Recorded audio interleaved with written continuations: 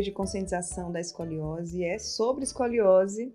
O nosso podcast de hoje aqui no Viver Bem, estou recebendo o Dr. Rafael Parisi, Dr. Rodrigo Damasceno, os dois são ortopedistas e lidam diretamente com esses pacientes que têm escoliose. Tudo bom, Dr. Rafael? É um prazer lhe receber aqui, Dr. Rodrigo também, sejam bem-vindos. Vamos se apresentar, né? Se apresentem aí, para quem ainda não conhece vocês. Bom, eu sou o Rafael Parisi, sou ortopedista, eu atuo na área de coluna já faz uns 15 anos, né? Tô ficando já velho. Vi muita gente torta aí. E a gente veio aqui hoje mais para tentar mostrar esse lado da escoliose, tentar desmistificar algumas coisas, ensinar um pouquinho, para deixar as pessoas mais cientes, mais espertas, mais alertas sobre como achar, como diagnosticar, como suspeitar se o filho tem escoliose ou alguma pessoa conhecida. Vou aproveitar que minha sobrinha, quase minha filha, fez cirurgia de escoliose. Então, como a mãe, né, quase mãe, que entende também como é que foi esse processo, eu também vou ajudar aqui nas dúvidas, que eu acho que deve ser dúvidas de muitas mães aí. Doutor Rodrigo, se apresenta aí também. Sou Rodrigo Damasceno, sou médico ortopedista, me formei em medicina aqui em Natal, fiz ortopedia em Recife. E na época que eu era estudante de medicina, Rafael foi um dos meus professores ali, me deu algumas aulas. Tô ficando bem. Então a gente já se conhece aí um bom tempo. E quando eu voltei para Natal, pude ter a oportunidade de fazer parte da equipe de médicos que auxiliam ali os pacientes, inclusive os de escoliose. Ótimo. Então vamos começar pelo início. O que é a escoliose? Olha, escoliose é qualquer alteração das curvas normais da coluna. Normalmente a gente tem a cifose, a lordose, né? E qualquer alteração dessas curvas a gente pode dar o nome de escoliose. Então você tem, por exemplo, olhando de frente, é para estar retinho. Se você tem uma curvatura, a gente pode chamar isso de escoliose. Se você tem uma cifose exagerada, a gente pode chamar de cifoescoliose. Então, escoliose é um termo que a gente usa para definir algo bem mais abrangente, né? A escoliose é a não presença das curvas normais da coluna. O que é que causa a escoliose? Muita gente acha assim, meu filho vai para a escola com aquela mochila pesada. Muita gente fala. Isso provoca escoliose ou não? Isso é um fator difícil de dizer. Ele pode provocar escoliose caso você tenha alguma alteração da coluna. Por exemplo, eu tenho uma espondilolistese, eu tenho um machucado na coluna, eu tenho uma artrose e você coloca um peso assimétrico. Isso sim pode gerar, mas está mais relacionado até com dor do que com a escoliose propriamente dita, né? Agora, para evitar dor, para evitar qualquer outra coisa, a gente tem que falar principalmente para os adolescentes, usem as duas faixas da mochila, né? Coloca os dois lados, né? Porque o adolescente geralmente não usa. Eu não usei. Ninguém usa. Ninguém usa. E como diagnosticar a escoliose? Os pais têm como fazer esse diagnóstico em casa ou é preciso buscar ajuda? O diagnóstico, ele começa sempre com os pais percebendo alguma alteração, alguma diferença ou algo estranho que leva ele a trazer a criança até o consultório. E eu costumo dizer que a gente tem 3 sinais básicos que um pai e uma mãe pode conseguir identificar ali na sua filha, no seu filho, por volta dos 10 aos 15 anos. Que é, olhando a criança de costas, ele vai olhar a curvatura da cintura, se uma curva está diferente da outra, a altura dos ombros, se um ombro está mais alto do que o outro, e a altura das escápulas, ou algumas pessoas chamam de omoplata, se aquela escápula está mais alta do que a outra, mais visível do que a outra. Isso são sinais que podem levar a um diagnóstico de escoliose. Existem vários outros sinais, várias outras características que nós percebemos, mas esses são 3 sinais básicos que eu costumo falar para os pais que isso pode ser fácil de ser detectado em casa mesmo e poder levar a criança até o consultório. Vocês falaram de 10 a 15 anos. Uma criança que tenha 5, 6 anos, já é possível? Ela já apresenta esse desvio se ela tem escoliose? Sim, existe um tipo específico de escoliose que chama escoliose de início precoce, né? Inclusive é um dos tipos mais desafiadores. Por quê? Ela acontece por volta dos 2 a 3 anos de idade, né? Você pode ter essa escoliose idiopática, que é aquelas que você não tem uma alteração da coluna, ou secundária, uma malformação, alguma outra doença, mas são escolioses que têm um potencial de piora muito alto. Por quê? Porque você já tem a curva instalada com 2, 3 anos, e esse paciente vai ter toda uma infância e adolescência para essa curva piorar. Então, no quesito, vamos dizer, não gravidade, mas alerta. São pacientes que a gente tem que ficar muito alerta. Geralmente são nos 2 grandes estirões de crescimento. 2 anos e perto da puberdade, que é dos 10 aos 14 anos. Como é que é o diagnóstico em si mesmo da escoliose? A mãe ou o pai percebeu esse desvio, é um pequeno desvio, levei meu filho ao médico. É só com raio-x mesmo ou tem outros parâmetros que A são gente utilizados nesse diagnóstico? faz o exame físico, né? Você tem escoliômetros, que é um aparelho, devia ter até trazido, onde você consegue medir essa simetria da curva, né? E o raio-x ele é fundamental, mas não é qualquer raio-x. Você tem que ter um raio-x da coluna inteira, em pé, para que a gente possa estudar essas curvas melhor. Então não adianta você falar, poxa, eu trouxe um raio-x de tórax onde eu tenho escoliose. Não, você tem a suspeita de escoliose. Para a gente ver realmente a escoliose, você tem que ter um raio-x apropriado para fazer as medidas apropriadas e falar, bom, realmente sua escoliose é assim assado, vai de tal lugar a tal lugar, tem tal ângulo. E quando você faz o raio-x dinâmico, você tem a curva, você força a coluna por um lado para ver para quanto reduz. Para saber se essa curva ela é flexível, se ela é rígida. Todos esses aspectos vão influenciar no tratamento. Então não é qualquer tipo de raio-x, ele é um raio-x específico, o pessoal chama de coluna total. O mais comum é no estirão mesmo da adolescência, Isso. nessa chegada da puberdade. Meninas e meninos são iguais? Vamos falar de estatísticas? A escoliose idiopática do adolescente, né? Esse mês a gente está ouvindo muito falar disso. Quais são as estatísticas? A gente tem uma estatística onde são levantados desvios da coluna de uma forma geral. Esses desvios a gente considera como 3% em média da população em geral tem algum desvio da coluna, algum desvio escoliótico, porém a gente só considera escoliose de fato, uma doença de fato, quando essa curva ela é acima de 10 graus, e essa porcentagem aí sim cai bastante, não chega a ser 3% da população em geral. Por isso que é tão importante ter uma avaliação médica, porque se a gente percebe um certo desvio, ou em uma radiografia de tórax que fez por alguma outra causa, ou porque viu visivelmente alguma diferença, vai no ortopedista, a gente vai conseguir avaliar se essa curvatura ela é ou não acima de 10 graus, se é uma doença da escoliose mesmo ou não.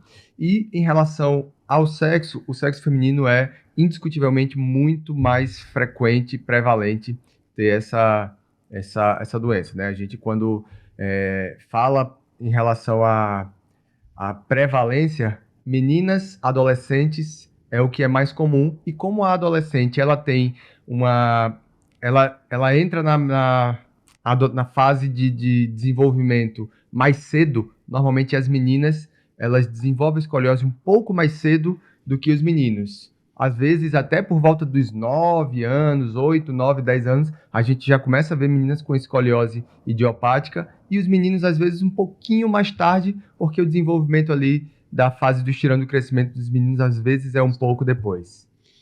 No meu caso, eu tenho uma sobrinha, né? Hoje ela tem 13, mas eu acho que foi nessa idade, com 9, 10 anos, que descobriu a escoliose. Qual o tratamento a partir daí? Que eu lembro que ela teve que usar o colete, mas não adiantou muito. Também não usou muito, né? A gente tem que pensar, a aceitação do colete é bem difícil. Muito. Né? A escoliose idiopática, a gente segue uma receitinha de bolo, não tem muito o que variar. De 10 a 20 graus uma observação, 20 a 40 graus um paciente que tem uma curva nesse valor, a gente usa o colete, depende da localização da curva para você indicar o colete. Se é uma curva mais alta, a gente usa aquele Milwaukee, que é o que todo mundo morre de vergonha de usar. Se é uma curva mais baixa, pode usar um colete que fica mais discreto, né? A gente vai falar de colete depois. Ela era os dois, né? Então... ela tinha dupla curva, né? E de 40 a 45 graus, aquele paciente que tem um alto potencial de crescimento, a gente acende uma luz vermelha. Por quê? Porque a chance dessa curva passar dos 45 graus é muito alta. De 40 a 45 graus, o paciente que tem um baixo potencial de crescimento, a gente trata igual os pacientes de 20 a 40, colete e observação. E acima de 45 graus, essas curvas são cirúrgicas. Por que a gente opera? Porque a gente sabe que essa curva de 45 graus ou mais, mesmo com a parada de crescimento, ela vai aumentar. Então é muito melhor a gente fazer uma cirurgia com uma coluna jovem e flexível, para você conseguir ter uma correção boa, sem ser tão agressivo, do que deixar para a fase adulta, onde a coluna ela vai ficar mais rígida, fica mais durinha, né? E para a gente conseguir fazer uma correção, eu tenho que ser mais agressivo na cirurgia. Então, por isso que a gente usa esse método, tá? O colete, ele não vai fazer a coluna voltar para o normal, não é isso? Ele vai só estacionar para que essa escoliose não piore. Até alguns anos atrás, sim. Hoje existem alguns coletes que conseguem fazer correção, desde que é aliado a um tratamento específico. Que Tá? tratamento? O que acontece? Tem uma sociedade que chama SOSORT, é a Sociedade do Tratamento Conservador da Escoliose, né? E eles conseguem ter alguns métodos de tratamento, eles chamam popularmente de exercícios específicos para a escoliose, né? Tem várias escolas, tem escola alemã, escola espanhola, escola italiana. E o que eles fazem? Eles dividem a coluna em módulos, eles elaboram alguns exercícios para serem realizados conforme a curva está mais baixa ou está mais alta, e junto disso eles usam um colete tridimensional, né? Ou 3D ou Rigo Chenet, onde você consegue manter uma área de apoio muito maior do que o Milwaukee, que é aquele que vem até aqui, que é o... Todo mundo pensa em colete pensando no Milwaukee, né? E você consegue até ter um certo grau de correção. Qual que é o problema? É o acesso a essas terapias, o acesso a esse colete, né? Então, aqui no Rio Grande do Norte, a gente tem uma dificuldade muito grande de profissionais para fazer, até mesmo o Milwaukee, né? Mas para elaborar esse colete, para fazer esse tratamento, é um tratamento extremamente longo.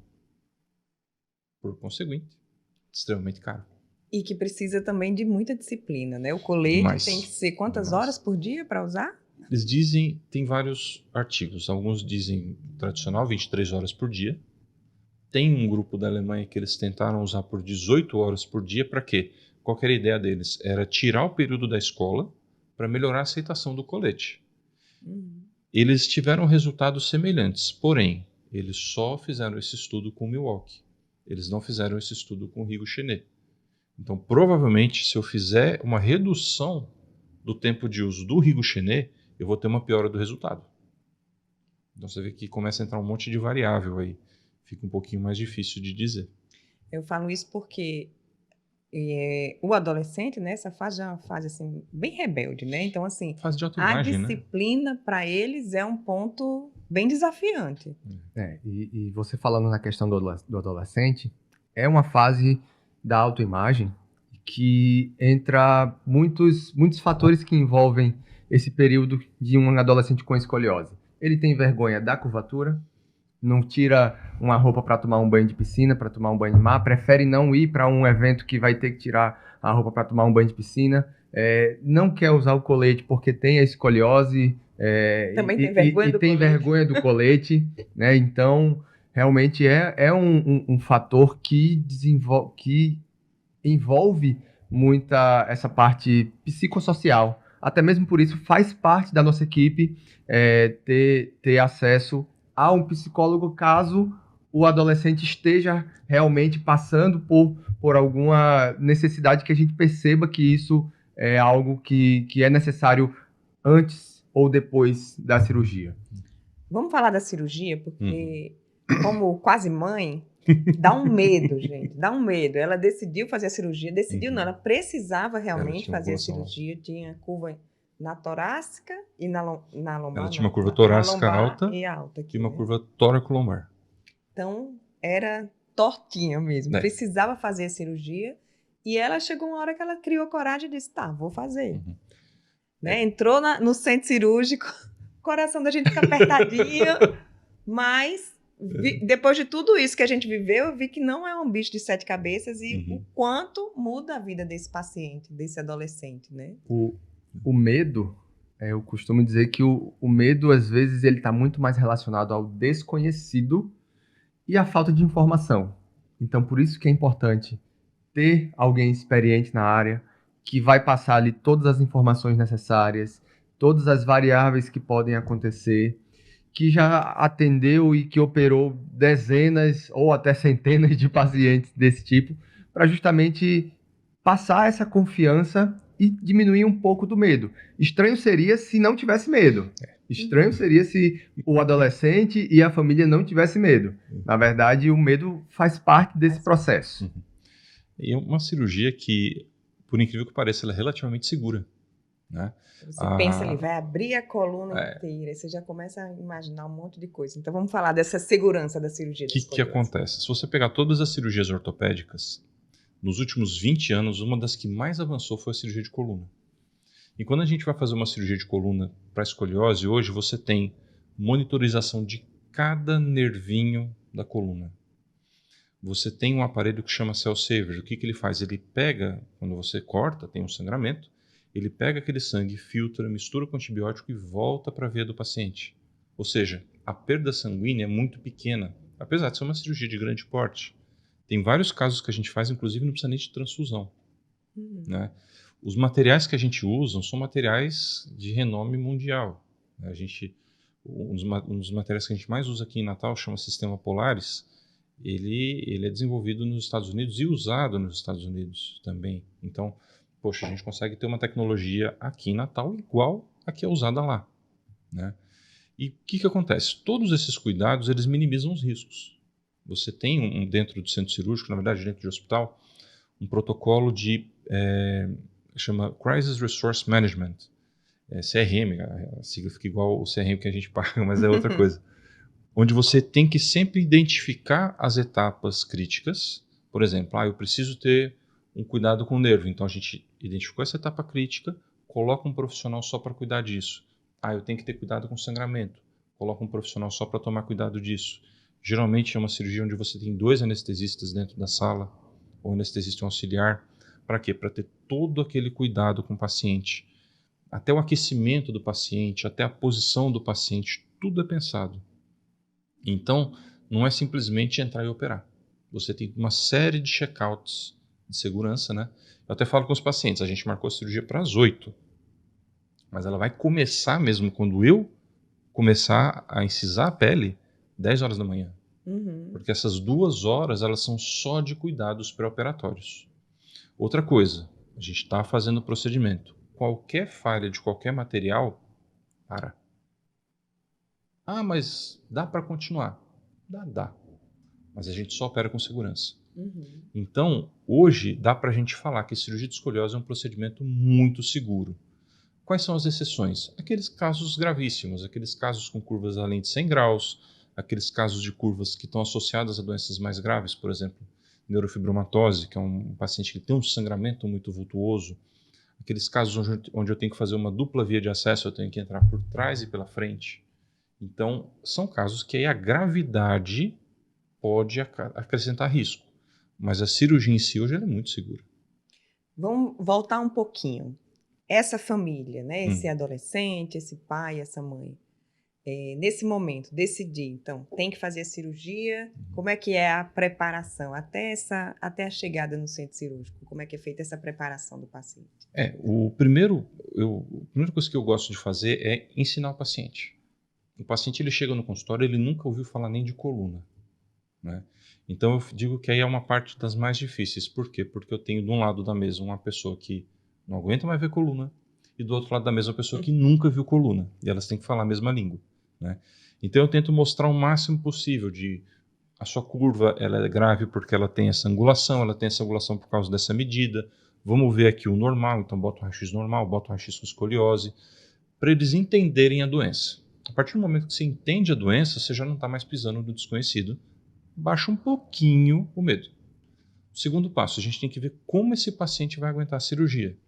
Geralmente, uma menina de 12 anos, 14 anos, ou um menino de 15 anos, ele não vai ter nenhum problema de saúde, mas muitas vezes eu estou falando de pacientes com paralisia cerebral, ou pacientes que têm outras doenças, onde eu preciso ver como é que está o coração, como é que está o pulmão, como é que estão os rins, né?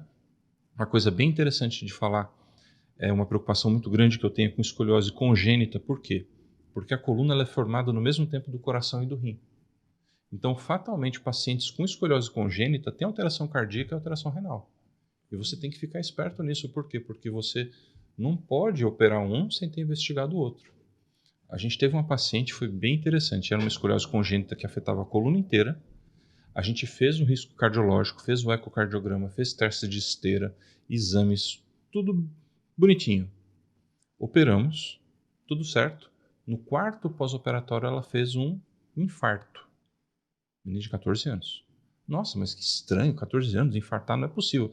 Deve ser malformação. Uma malformação como? Se o eco veio normal, a gente fez um cateterismo. A gente descobriu que a malformação era na coronária. Então era pegadinha da pegadinha da pegadinha. Pode acontecer. Então você tem que estar sempre esperto nisso. Então é feita uma avaliação com o cardiologista, são feitos exames de sangue, para saber como é que está o estado do paciente. Então a gente já tem um diagnóstico, a gente já tem uma estratégia de cirurgia e a gente já tem os exames para mostrar como o paciente está. A gente faz a solicitação, né?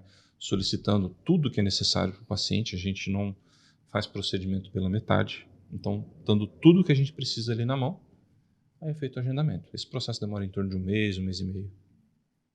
Aí chega a cirurgia e a cirurgia demora, tá, gente? Demora, é o dia inteiro. Mas isso não quer dizer que é uma cirurgia complicada, é isso? É uma cirurgia trabalhosa, mas eu vou ser bem sincero, é uma cirurgia gostosa de fazer. Por quê? Porque você vê o resultado, né? Eu escolhi ortopedia porque eu sou imediatista. Acho que todo ortopedista faz ortopedia porque é imediatista. A gente gosta de ver o resultado, né? E a escoliose, a pessoa entra, a menina entra torta e sai reta. E mais alta, né? Isso é mais alta, né? E uma coisa interessante de escoliose é o seguinte: geralmente as escolioses são mais meninas e são meninas longilíneas, são meninas altas e magras, né? Tanto é que na Grécia Antiga eles falavam que a escoliose era a maldição do oráculo, porque no oráculo não eram as meninas mais bonitas que iam para o oráculo, então as que não iam, ou os deuses ficavam com inveja, eles colocavam a escoliose nessas meninas, né? E você vê como uma coisa antiga, né? E é muito satisfatório, tanto para a gente quanto para o paciente, ver um resultado. Eu tive uma cirurgia que a gente fez esse ano, a gente fez uma seletiva torácica, que é uma técnica onde a gente opera menos a coluna, a gente faz só na curva principal. E uma paciente já adulta, 37 anos, acho que é 37 anos. E foi muito engraçado, porque eu cheguei no quarto, a gente toma todos os cuidados com a dor, catéter, analgesia, e ela, nossa, dói muito, tá muito incomodando. Vamos fazer um remedinho aqui, assim, assado, tá jóia. Fizemos uma peridural, fizemos os remedinhos. O dia seguinte, e aí, como é que você tá? Tô ótima. Nossa, o remédio fez esse efeito tudo assim? Não, eu me vi no espelho. Então, é uma cirurgia muito satisfatória nesse aspecto, tanto para a gente quanto para o paciente. E mesmo a gente falando, seguindo aquela regrinha da angulação, às vezes você tem pacientes com curvas menores do que 40 graus que querem operar. Nem o Dr. Rodrigo disse, eu quero ir para a praia. Teve um menino que a gente fez a cirurgia, ele tinha 30 graus de curva, alto, magro, mas ele falou para mim, eu quero andar na praia sem camisa. E ele operou porque ele queria andar na praia sem camisa. Aí você fala, poxa, mas que motivo fútil. Gente, só sabe onde está perto do sapato que investe. E assim, na adolescência talvez seja estético, mas quando os anos vão passando, essa escoliose lá na frente, não vai ser um adulto ou um idoso com que tenha mais dor, que tenha outros problemas em decorrência dessa escoliose que não foi tratada lá atrás? Perfeito. A escoliose, quando inicialmente ali na fase da adolescência, ela não é muita causa de dor. Normalmente o adolescente não vem para a gente para o consultório com a queixa de dor.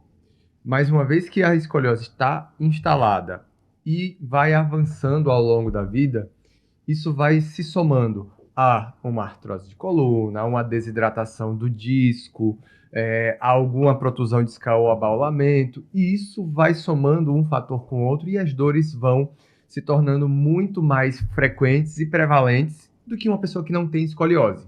Um idoso já tem a sua curvatura da coluna aumentada. É fácil a gente ver aquele idoso que é mais curvadinho assim, né? Porque o disco desidrata, porque ele tem osteoporose, as vértebras vão achatando um pouquinho. Então, se ele tem escoliose, isso vai aumentar muito. Eu tenho um caso em casa. Rafael chegou a conhecer a minha avó, que foi atendida e acompanhada, inclusive, pela esposa dele, que é geriatra.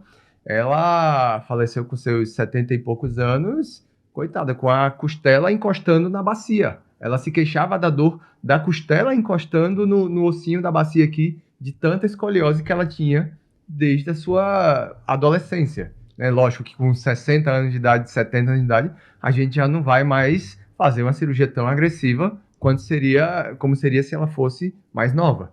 Eu ia perguntar isso, até que idade dá para fazer a cirurgia de escoliose? Então, o paciente ele tem que ter uma poupança de saúde, né?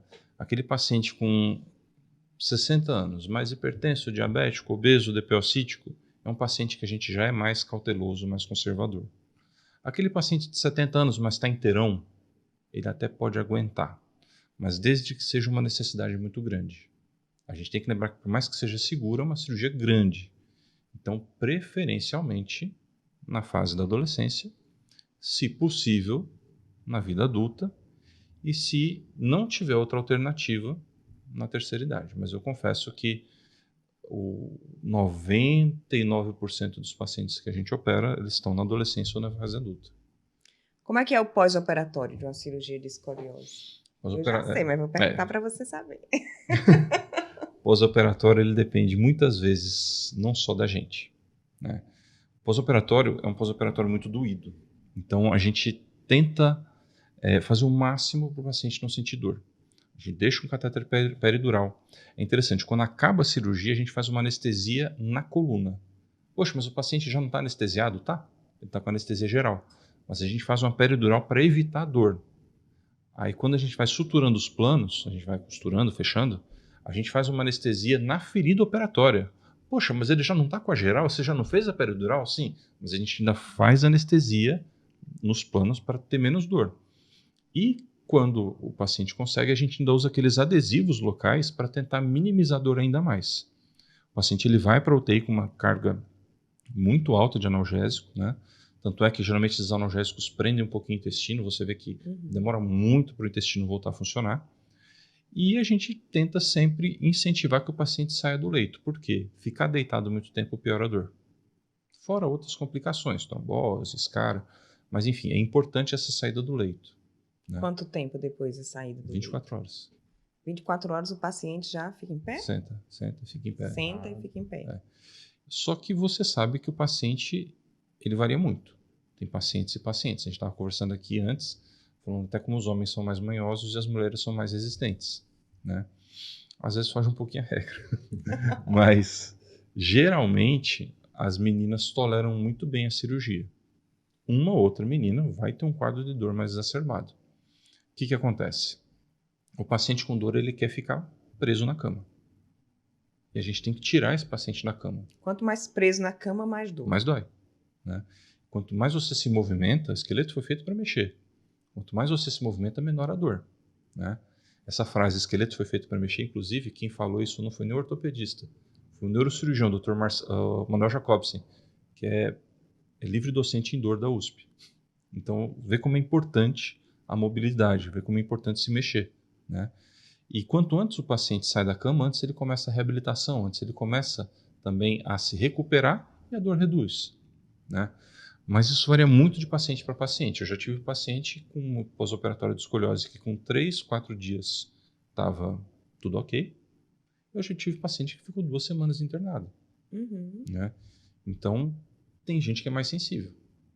Né? Por um lado, a gente prescreve mais remédio para dor, mas por um outro, a gente puxa a orelha para tirar esse paciente da cama. Então, o paciente tem que ajudar também, né? E é difícil, né? Eu já fui paciente, eu já passei por isso. Né? E às vezes esse sacolejar, soltar poeira e levantar é muito importante. Né? Então, é importante que o paciente ele faça parte desse processo de cura. Né? E a vida pós-cirurgia? Esse adolescente fez a cirurgia de escoliose, como é que fica a vida dele depois? Além de estar com a coluna reta, né? Ele pode levar a vida normal? A mesma vida problemática de todo adolescente. Só que agora ele está mais centrado. Agora ele só está sem escoliose, né? Ele vai ter, assim, é muito raro você ver pessoas que elas notam diferenças. Quem vai notar diferença? Uma pessoa que faz GR, que faz balé, que tem uma atividade física muito específica para a coluna, sim, ele vai notar uma diferença gigantesca. Mas na faixa de normalidade, dificilmente os pacientes têm restrições, conseguem fazer esporte, atividade física, estudar, tudo normal. Vocês trouxeram imagens, bota aí, né? Beto, imagens de coluna pós-cirurgia, né?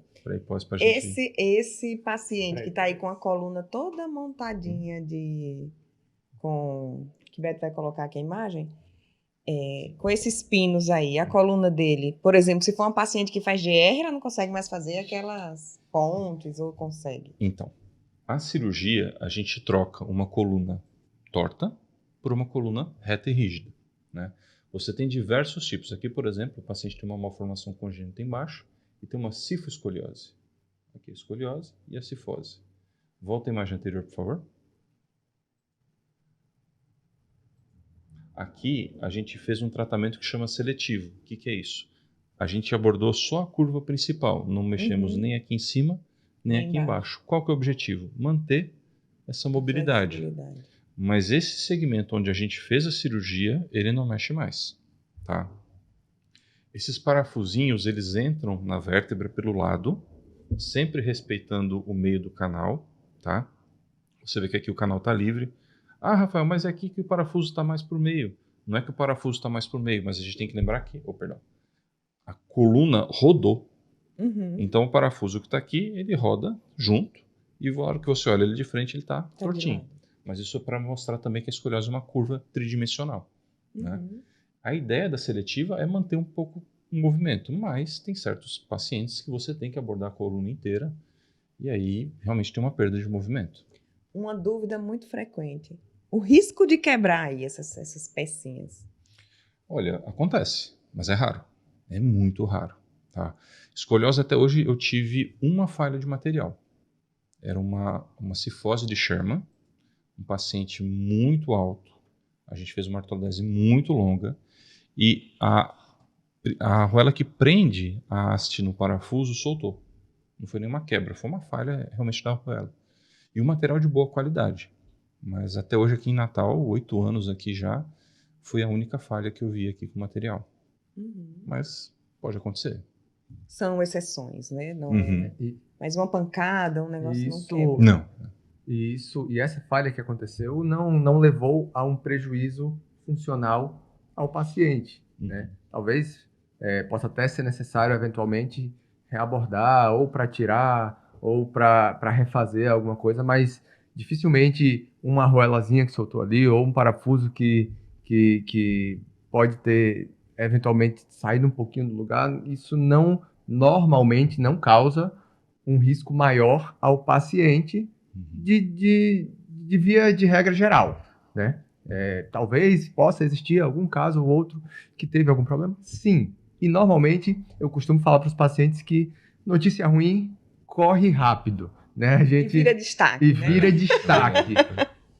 Dezenas, centenas de aviões saem daqui de Natal e vão para São Paulo todos os dias e ninguém vê isso em noticiário nenhum. Vai um avião cair lá no Japão para saber se o mundo todo não vai ficar sabendo, né? Então, assim, a cirurgia ela é extremamente segura. Nossa equipe faz isso, várias outras equipes em Natal fazem isso todos os dias, todas as semanas. E a regra é dar certo, sempre dá certo, ficar muito bem. Eventualmente, algum caso ou outro de alguém, isso pode ter dado um problema, sim, porque qualquer procedimento cirúrgico pode dar um problema. Fazer uma cirurgia de unha encravada pode dar um problema. Então, é algo inerente esse risco, mas isso de fato, definitivamente, não é a regra. É exceção da exceção da exceção. Lá no Valfredo tá cheio de gente que foi atravessar a rua e deu errado, né? Agora, para a gente terminar, vocês dois como médicos, eu falo pela minha sobrinha, que foi uma grande transformação na coluna, como é que fica a sensação de vocês, as histórias desses pacientes que provavelmente tiveram esse receio de dar esse passo na cirurgia, deram um passo, e vocês veem a vida desses pacientes, que devem ser vários, né, na rotina de vocês.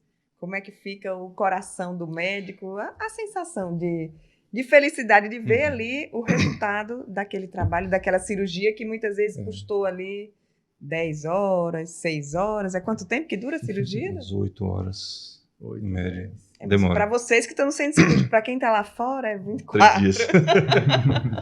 Olha, é muito gostoso, assim. Eu acho que toda pessoa que escolhe uma carreira, ela gosta daquilo, né? Eu acho que dentro da medicina, a ortopedia é uma área fantástica, porque nenhum outro cirurgião consegue fazer o que o ortopedista faz. A gente retorna a funcionalidade, né? O paciente, o Paulo Henrique Ganso lesou o cruzado, a gente reconstruiu, ele reabilitou, tá jogando no Fluminense, né? Então, ortopedia é uma especialidade muito interessante, né? E a escoliose dentro da coluna, eu acredito, assim, não só é a minha opinião, mas acho que todo mundo que mexe com coluna, é a cirurgia mais legal, é a cirurgia mais bacana. Por quê? Porque é uma paciente que ela é muito fragilizada pela doença, é uma paciente que é muito estigmatizada, e na hora que ela se vê livre daquilo, é literalmente uma borboleta saindo do casulo. Então é muito legal, é muito bacana, né?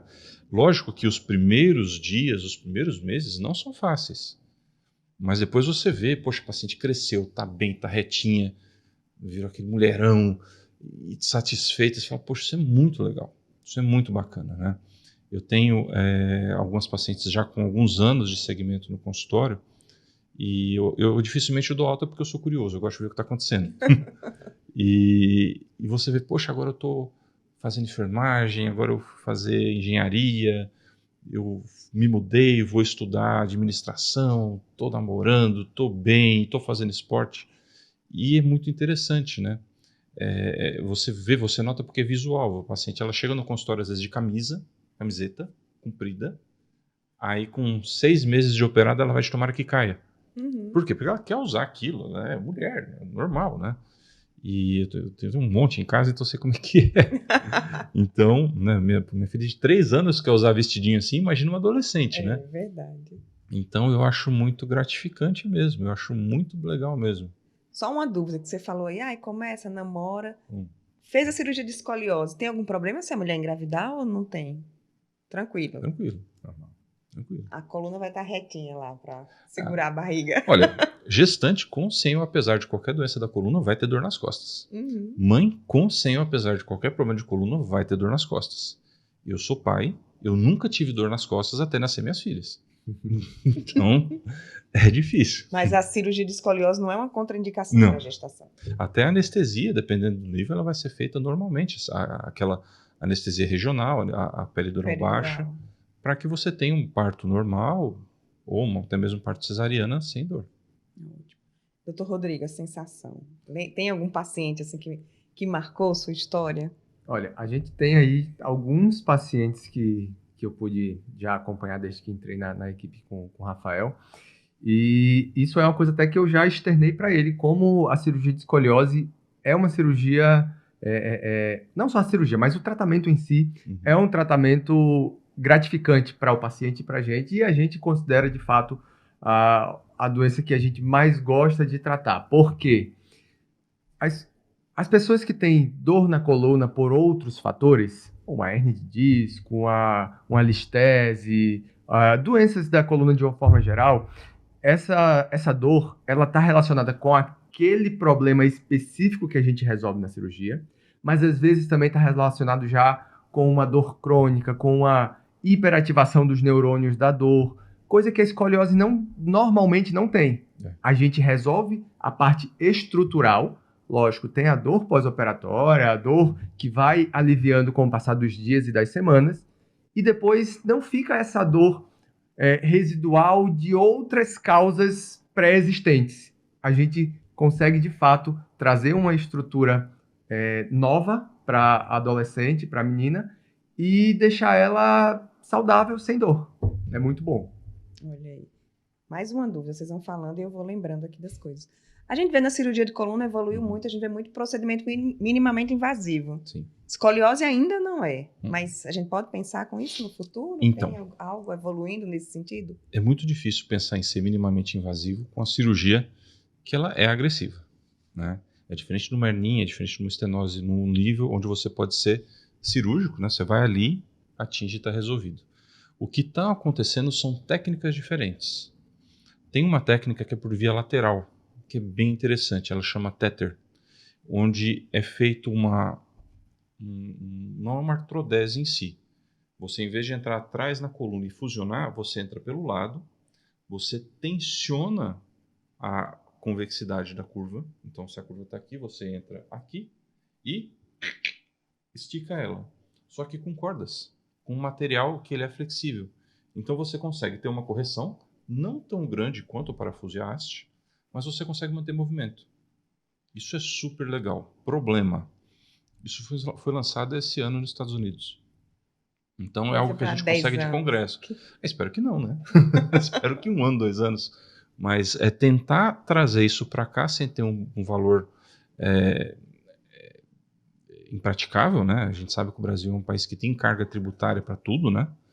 E para poder dar acesso a esses pacientes, né? Tem uma outra técnica que é bem legal, que é a técnica bipolar, onde você tem pacientes com escoliose de início precoce, com 3 anos, 4 anos, você não pode fusionar esse paciente. Então o que você faz? Você coloca o material em cima, o material embaixo, somente a haste, corrigindo a curva, não é uma correção tão grande, só que essa haste cresce.